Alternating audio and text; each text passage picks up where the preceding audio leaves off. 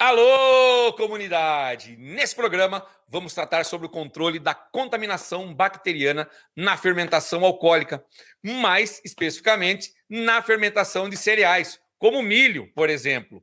Vamos falar também sobre o uso do extrato de lúpulo para esse controle e a colaboração dele para a obtenção, por exemplo, do DDG livre de antibióticos. Bora lá?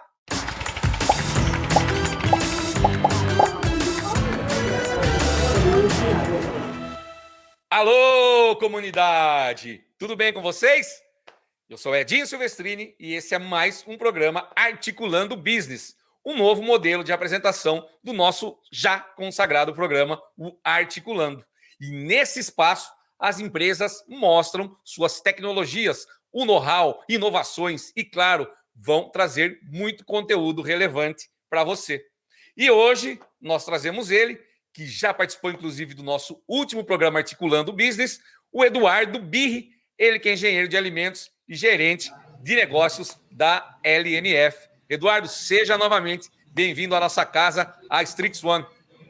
Opa, muito obrigado. A gente está bem empolgado para falar nesse programa de um tema que hoje é um tema que está em bastante visibilidade, que é a produção de etanol de milho. Exatamente, Eduardo. Eu agradeço a tua presença, né? E o tema de hoje é realmente parecido com o último programa, que por sinal ficou muito bom, mas tem a especificidade. Nós vamos falar sobre o extrato de lúpulo na fermentação de milho. Vamos falar sobre fermentação de cereais. O extrato do lúpulo com fermentação em cana nós abordamos no último programa. Nesse a gente vai focar nas fermentações de cereais. E nesse sentido, Eduardo, a gente viu que para as fermentações de etanol de cana, a LNF tem um vasto portfólio. Assim como na cana, a LNF tem também um portfólio bem estruturado para essa questão do atendimento às unidades que vão entrar aí para produzir etanol de cereais, para produzir etanol de milho? Opa, vamos lá. Sim, a gente tem um portfólio bem diversificado também para o etanol de milho, né? Voltando no tempo aqui para explicar a história da LNF nesse segmento, a gente trabalha com etanol de milho já desde 2006, né? Se a gente fizer o cálculo, isso é bem antes de surgir a primeira usina de etanol de milho no Mato Grosso, que foi em 2012, por aí, 2011, 2012.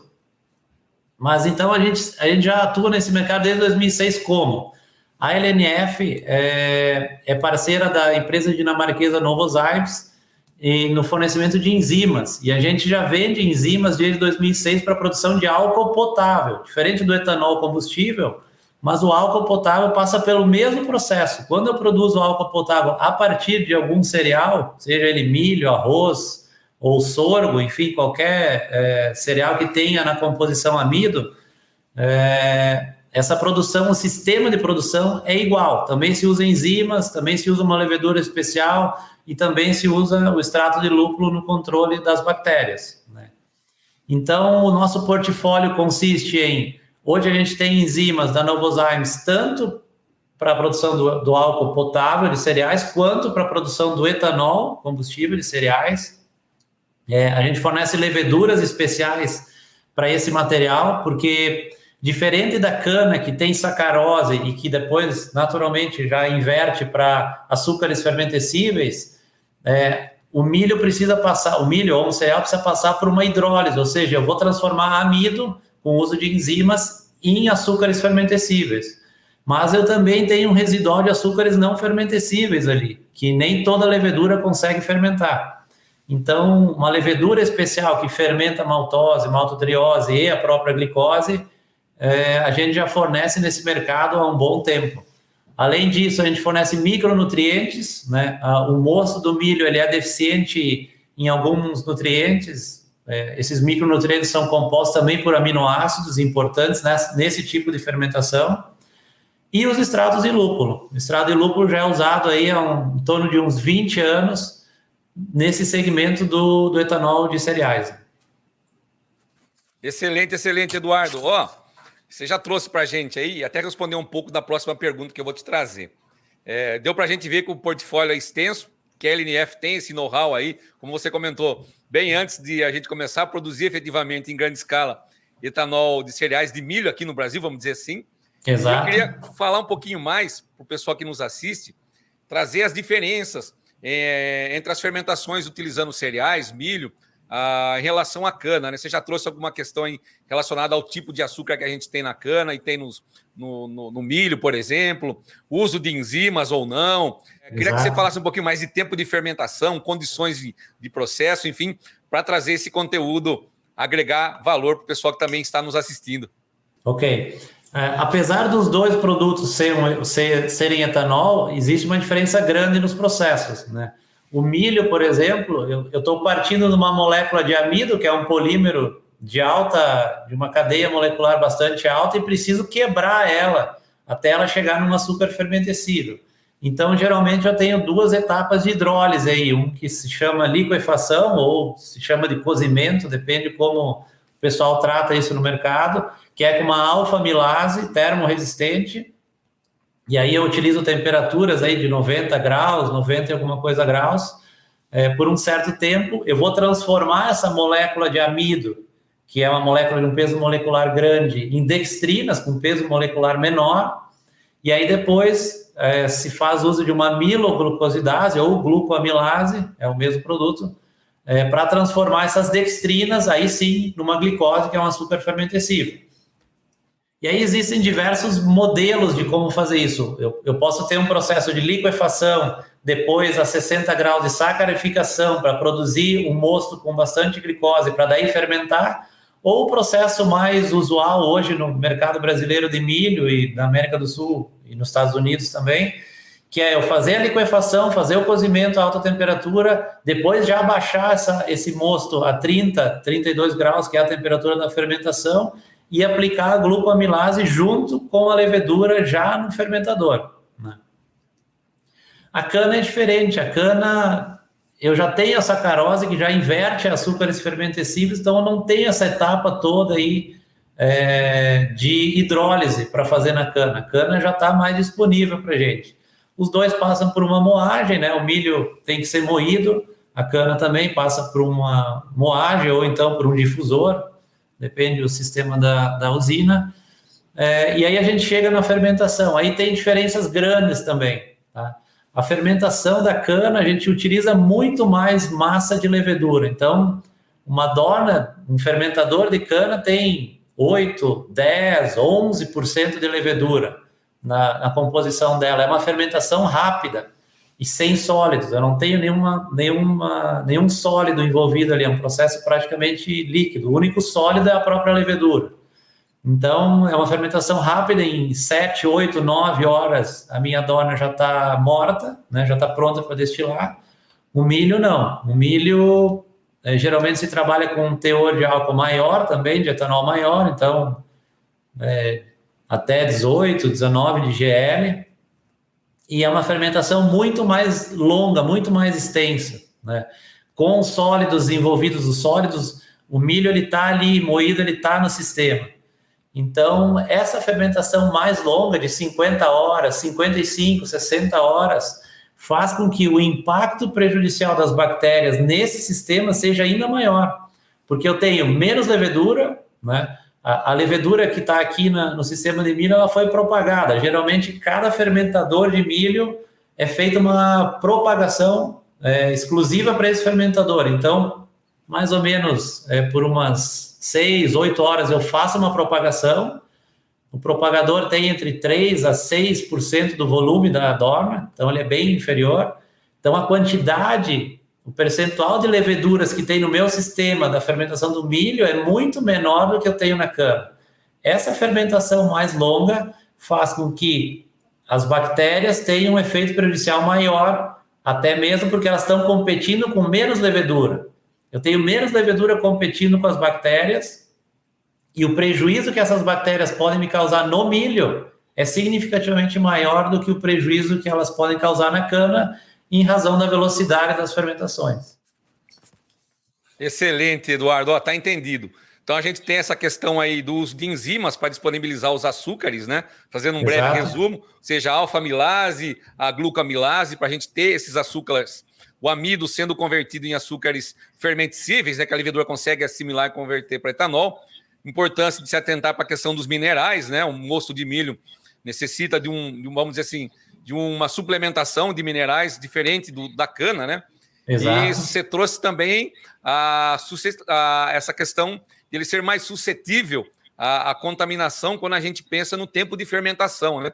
A gente parte com menos levedura, provavelmente nos processos convencionais com menos levedura, e aí a gente tem um tempo de fermentação mais longo, abre brecha também para as bactérias nessa competição, elas ganham força, né? Exatamente. Mais uma vez mostra a importância do uso do extrato, né? Isso aí, porque a população de levedura é significativamente menor comparado com a cana, então tem menos levedura competindo pelo açúcar com as bactérias. Por isso é muito mais importante eu controlar bactérias no sistema fermentativo do milho. E nesse quesito, Eduardo, eu creio que o etanol de milho, né, é algo muito utilizado no mundo, até muito antes do que aqui no Brasil. Eu acredito que o lúpulo já seja utilizado, já é, vamos dizer assim, consolidado no etanol de milho em outras partes do mundo. Exatamente. O nosso parceiro, que é a Betatech Hop Products, já atua aí há cerca de uns 20 anos no mercado americano. O mercado americano tem em torno de 200 usinas produzindo etanol, quase que 100% delas de milho. São muito poucas usinas nos Estados Unidos que produzem de melaço, né, de cana. Então, eles têm uma experiência muito grande já. Em torno de 22% do etanol americano produzido, e eles produzem mais etanol que o Brasil, inclusive, é produzido em clientes que utilizam extratos de lúpulo da Betatech. Então, a gente tem já mais de 20 anos, em torno de 20 anos, aplicando o produto no mercado americano. A gente tem uma grande base de dados sólida para mostrar a eficiência do lúpulo também nesse segmento, não só em cana, como a gente já tem aqui no Brasil, muitas usinas usando, mas no milho. Aqui no Brasil já também, a grande maioria dos processadores que fazem etanol de milho usam o lúpulo também, né? E já pegando um gancho aí, recentemente a Betatech lançou no mercado americano um novo produto que se chama FermaHop Pro. É a marca comercial de um novo extrato de lúpulo, está tendo muito sucesso por lá. E mais para o final aqui a gente vai falar um pouquinho mais sobre o FermaHop Pro, que é um lançamento da Betatech nos Estados Unidos. Muito bom, Eduardo. Só aproveitando o gancho dessa questão das fermentações, a gente falou das diferenças, né? Falou aí da questão do lúpulo como sendo um produto muito consagrado, muito utilizado em outros países, Estados Unidos, que você trouxe para a gente. E a gente queria falar um pouquinho agora para o pessoal, trazer essas informações relacionadas à aplicação no processo. Quer dizer, os processos são diferentes, você trouxe as diferenças. Existem diferenças e cuidados especiais na aplicação do extrato de lúpulo nas fermentações de milho, de cereais, de forma geral, Eduardo?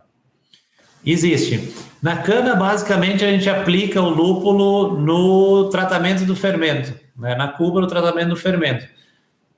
Aqui no milho, a gente tem o propagador, que seria a cuba, vamos dizer, e o fermentador, que é a dorna. São os nomes que a gente usa na cana, para eles. Tem uma diferença significativa, quase todo o mercado americano é de aço inox, os fermentadores, os propagadores. O nosso sistema aqui de usinas de cana, quase todo ele é aço carbono, é ferro carbono. Então, é muito mais fácil esterilizar algo que é inox do que o que não é inox, né? Sendo assim, a maior parte, o modelo mais usual de aplicação de extrato de lúpulo nessas usinas de aço inox é no propagador. No propagador eu tenho aí 8 horas de propagação, eu quero fazer levedura e quero controlar já desde o início a minha carga de bactérias, né? Então, o meu mosto ele vai passar por um processo de aquecimento lá no cozimento, né? Então, teoricamente, ele vem um mosto mais não esterilizado, né? Mas um mosto que passou por um tratamento térmico já com uma carga de infecção mais baixa no milho. E o que eu quero é controlar no meu propagador a proliferação dessas bactérias. Então, geralmente, a dosagem de lúpulo no milho ela é feita só no propagador. Eventualmente, a gente tem sistemas brasileiros que tem aço carbono também no milho aqui, e a gente faz uma aplicação extra no fermentador. Mas isso é incomum, tá? Geralmente, é aplicado só no fermentador. Bom, o lúpulo ele tem uma característica que, por ter uma fermentação longa, o milho tem uma fermentação longa e ele tem um efeito prolongado. A gente viu isso na cana com efeito residual já no programa anterior. quando a gente fala do tempo de campanha maior do extrato de lúpulo, essa ação prolongada do lúpulo é muito benéfica aqui na fermentação do milho, que é uma fermentação de 50, 60 horas. Então, geralmente o lúpulo não precisa adicionar mais vezes no sistema, né?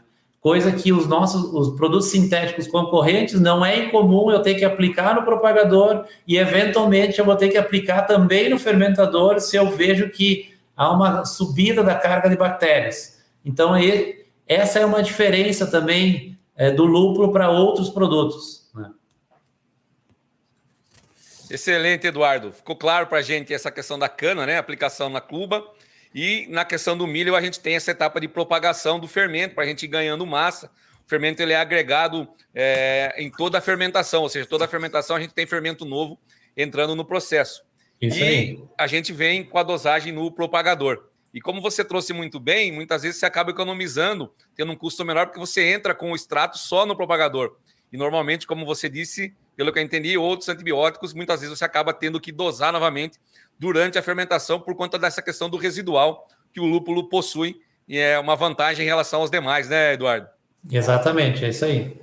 E aproveitando que a gente está falando das fermentações, aí você pontuou para a gente os pontos de aplicação, queria que você falasse mais algumas vantagens da utilização do extrato de lúpulo. Uma delas você trouxe para a gente aí, que é essa questão aí do residual, a gente já falou na cana, e queria que você falasse das vantagens focadas na questão agora da fermentação com cereais.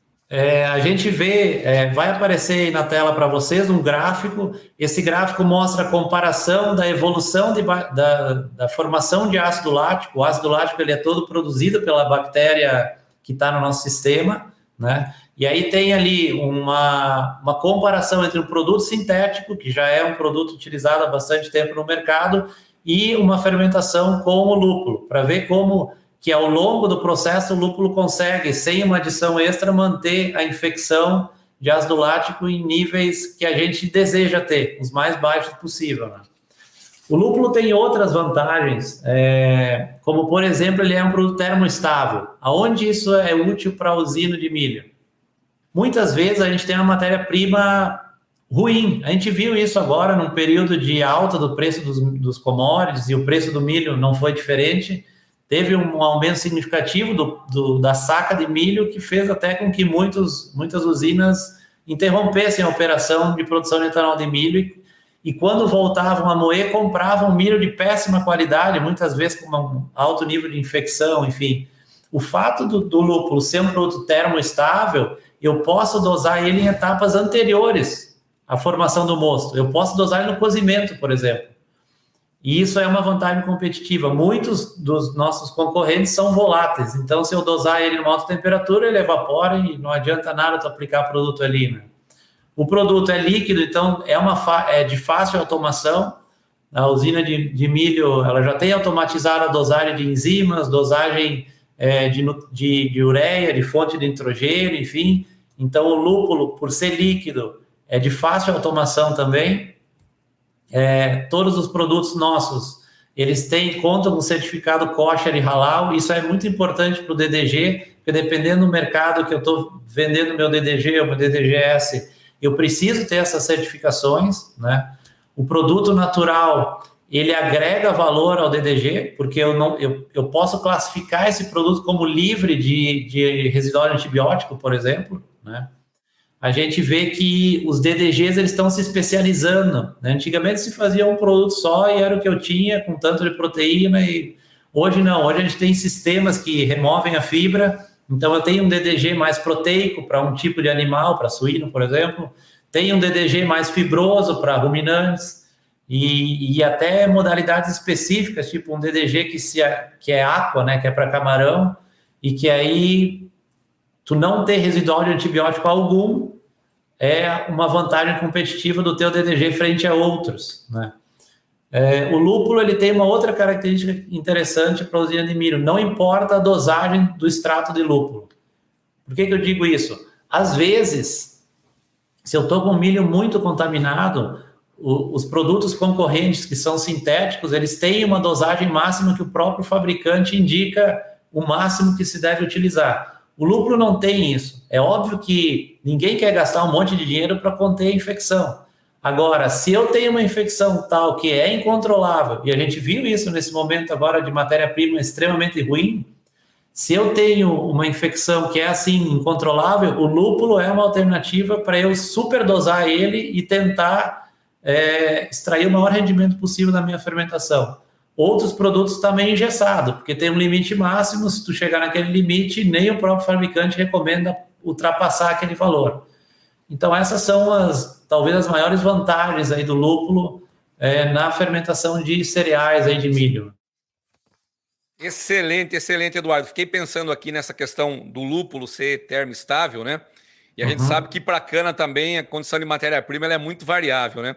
A gente passou esse ano aí com seca, queimadas e cana de geada. Vocês tiveram também clientes que fizeram essa dosagem ou ainda, o lúpulo também é uma opção na cana para a gente fazer uma dosagem antes, efetivamente, da fermentação, para tentar reduzir a carga que chega lá no mosto? Também, a gente tem clientes que utilizam na cana em um momento antes da fermentação. Mesmo que tenha processo de troca térmica, como ele é termoestável, então não importa essa elevação de temperatura, para manter o sistema por mais tempo limpo, né?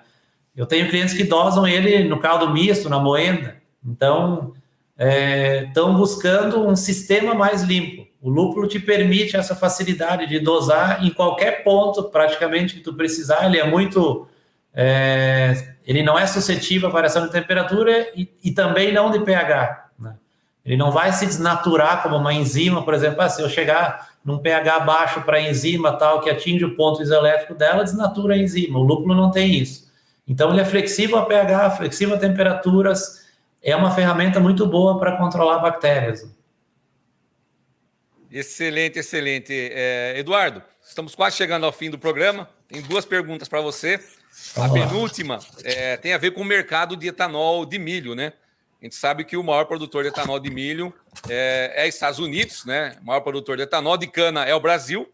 E como que a LNF vê essa questão do mercado de etanol de milho em curto e médio prazo?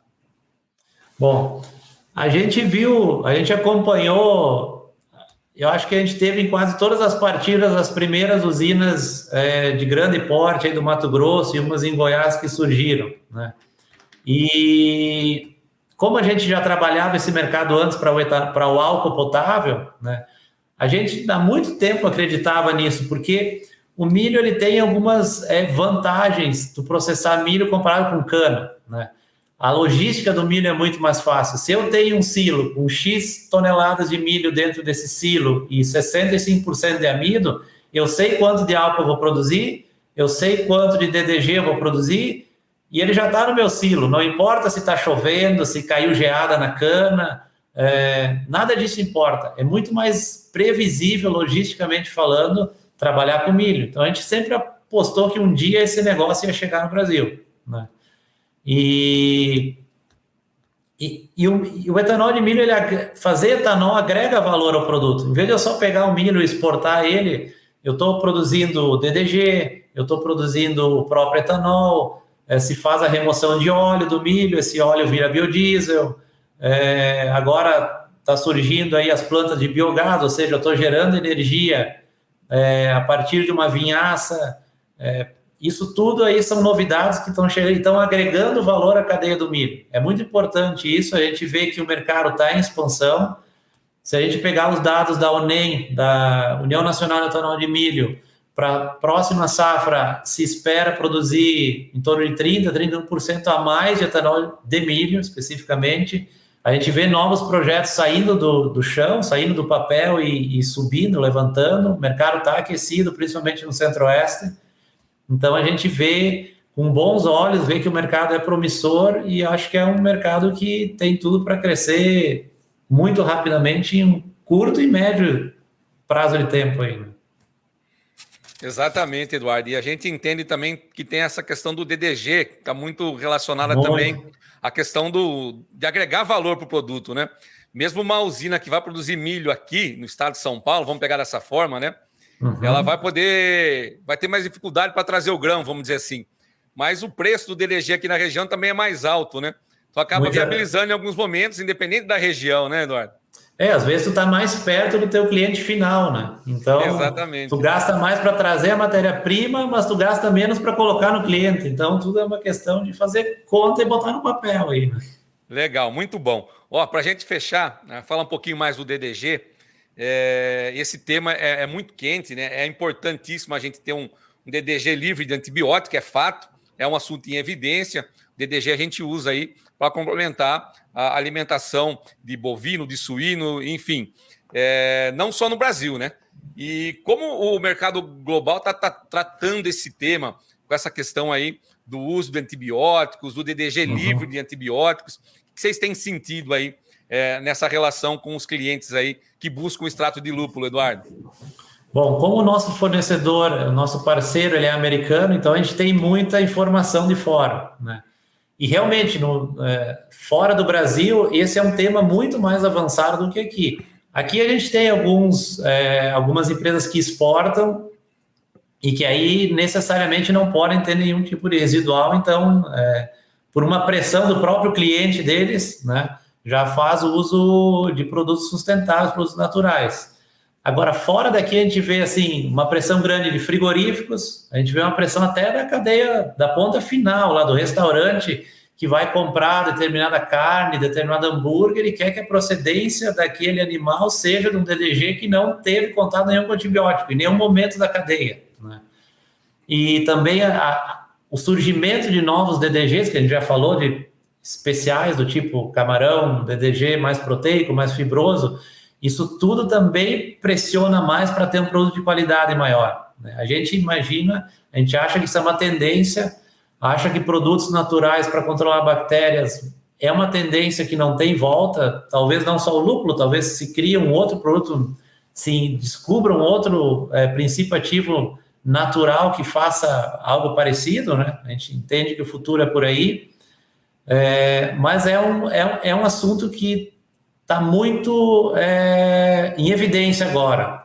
Até teve uma apresentação que a gente vai disponibilizar aqui para o pessoal que tiver interesse, que aconteceu agora em novembro, nesse mês mesmo, na World Ethanol and Biofuel, que mostra isso, como existem novas oportunidades, não só no mercado de DDG, mas para outros mercados, para a utilização de produtos naturais. Aí o lúpulo se enquadra perfeitamente aí. A gente vai deixar isso disponível, é um material bem interessante, vale a pena quem tem interesse. Realmente é um material rico e atualizado, porque agora é de novembro. Então, é no mês que a gente está agora, né? Perfeito, perfeito, Eduardo. Com certeza o material vai estar aí dentro da plataforma Strix. Não deixe de acessar todos os nossos conteúdos, viu, pessoal? Eduardo, nós chegamos ao fim de mais um Articulando Business e dessa vez, Eduardo trouxe para a gente aí tudo sobre o uso do extrato de lúpulo para o controle da contaminação bacteriana voltada para a fermentação de cereais. E aí, você curtiu aí o nosso programa? Curta, compartilhe e deixe seus comentários também nas nossas mídias sociais. E, lógico, se você quiser saber mais sobre esse assunto, sobre as tecnologias da LNF, entre em contato diretamente com o time da LNF. Eduardo, novamente, muito obrigado por ter contribuído conosco, ter compartilhado a tua experiência e ter trazido conteúdo para os nossos ouvintes. Opa, a gente que fica muito contente em poder participar e poder trazer um assunto que está em evidência, que é o etanol de milho, que é um mercado que está crescendo talvez como poucos mercados aí no Brasil, e para nós sempre é uma honra participar, muito obrigado pelo espaço e é isso aí, tamo junto. Beleza, Eduardo, tamo junto, pessoal, grande abraço a todos e até o nosso próximo Articulando. Valeu! Valeu!